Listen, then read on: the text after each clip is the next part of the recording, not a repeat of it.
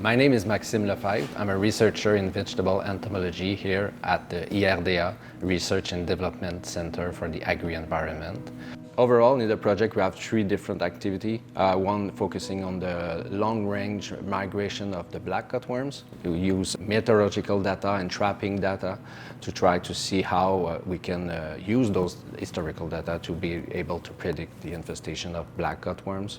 We focus also on the dark-sided cutworm, another species, a resident species this time. We will study this species in growth chamber. We have a rearing also to be able to understand how temperature and humidity act on the development of the species. And this will help us also to be able to know in the field, to predict in the field the larva stage, and how big the caterpillar is on the ground and when it will cause damage to the crops. Ah, Maxime est ici. Oh, wow. T'es quand même à la surface. Ouais, t'es pas plus Ouais. Puis tu l'en forme. Yeah.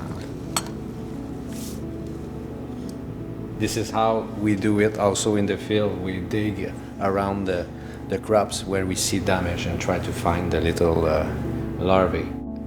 The problem, why cutworms are a problem to growers, it's because first they eat a lot of different crops. They can eat cruciferous crops, carrot, even garlic.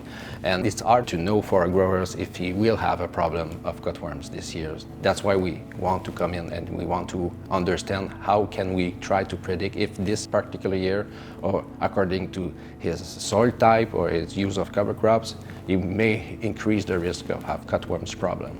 Yeah, the growers are aware of the presence of cutworms when they see damage, so it's maybe sometimes too late. That's why it's important to know before. There are 3 type of cutworms. Some will stay underground more of their life cycle and eat some roots. Some are more climbing species, so they will climb and eat the leaves. Some species express both behavior, like for example the dark-sided cutworms. It may cut or climb and eat the leaves. It's hard to see, but you can see here the skin and the whole head.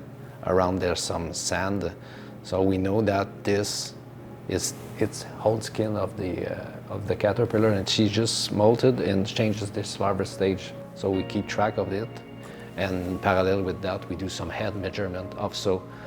From the literature and the other species, we can assess which stages our caterpillar is in the soil. If we want to validate our observation in the field, it's hard to know which stage she is, but if we can measure its head and sometimes its length also, it will tell us which stage she is in the field.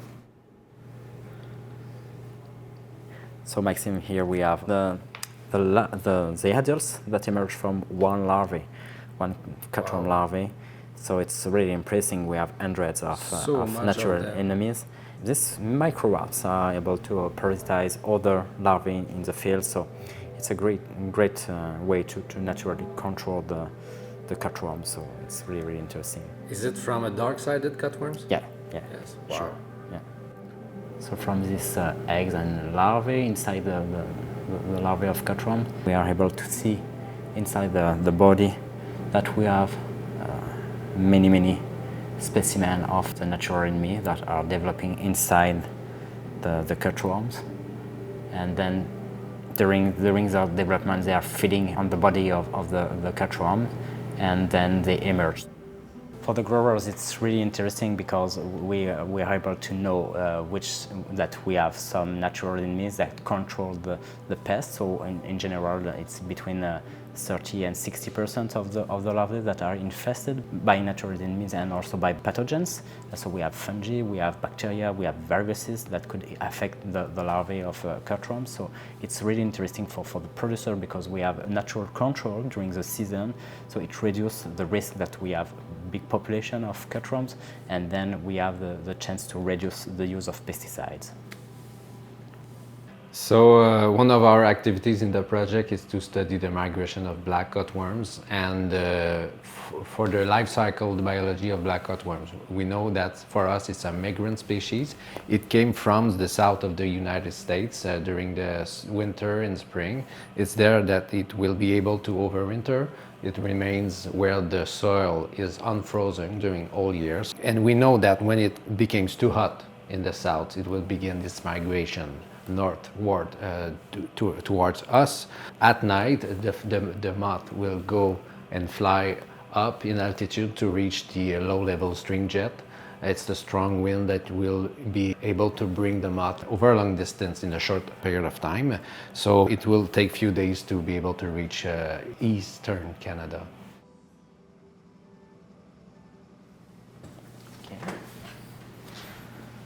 So here we have the trap we use for the monitoring of the insect.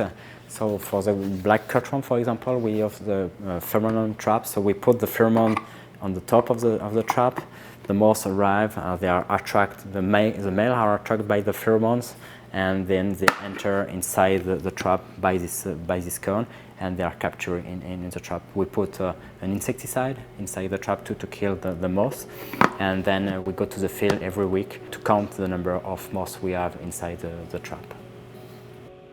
I build some collaboration with partners that have this kind of expertise, like Uranus, for example, Environnement Canada. So it's really interesting to join the data, the research we have done, to have more interesting results for the producer, for the agronomist. I hope that at the end of the project we will be able to have a better idea of the risk of cutworms damage for the growers on the upcoming season. We had a lot of different agronomists from New Brunswick government, Quebec governments, and Ontario also, so they will help us to validate our models, to do observation on the field on a larger scale across Eastern Canada, and they will help also to bring this knowledge, this new knowledge, across different provinces.